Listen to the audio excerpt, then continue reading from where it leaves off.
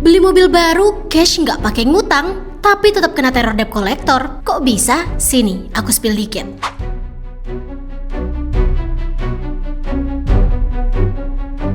Kasus naas ini dialami seorang warga Surabaya bernama Andi Pratomo. Pada September 2025, Andi membeli mobil mewah Lexus RX 350 secara tunai seharga 1,3 miliar di sebuah showroom mobil di Jakarta. Semua dokumen pun lengkap dan sah di tangannya, mulai dari BPKB, faktur, hingga kunci cadangan. Tapi masalah muncul pada 4 November 2025. Saat itu, sore hari sekitar pukul 15.30 waktu Indonesia Barat, mobil yang tengah dipakai adiknya makan di kawasan Maijen Sungkono tiba-tiba didatangi sekelompok orang. Mengaku debt collector, mereka memaksa adik Andi menyerahkan mobil tersebut. Adik Andi jelas menolak dan membawa mobil pulang. Namun, segerombolan orang itu ternyata menguntitnya dari belakang. Sampai di rumah, beberapa orang mencoba masuk dan memaksa mengambil kendaraan tersebut dengan sangat agresif dan intimidatif.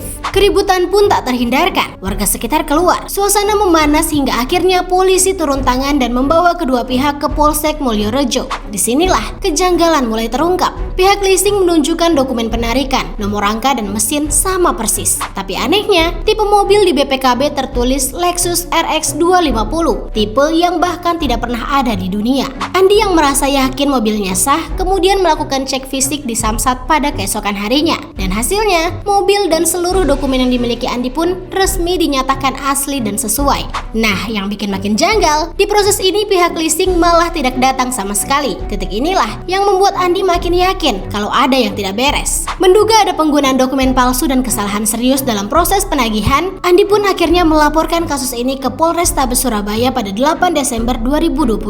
Namun hingga kini, proses hukum disebut belum beranjak ke tahap penyidikan. Kasat Reskrim Polrestabes Surabaya AKBP Edi Herwianto mengonfirmasi bahwa laporan sejak Desember 2025 masih didalami dan kini masih dalam tahap pemeriksaan saksi. Pihak Andi sendiri menilai BFI Finance tidak kooperatif dan meminta polisi untuk bertindak tegas. Di sisi lain, Corporate Communication BFI Finance, Rizky Adelia Risyani, pada Senin 26 April 2026 membantah hal itu dan menyatakan bahwa pihaknya terus berkoordinasi dengan pihak terkait dan mengikuti proses hukum. Namun, ia belum menjelaskan mengenai kejanggalan dokumen maupun alasan pengerahan debt collector. Gimana menurut kamu? Segitu dulu spill dikit kali ini. Jangan lupa like, komen, share, dan pantengin rangkaian berita menarik lainnya hanya di Garuda TV. Valid, jujur, dan akuntabel.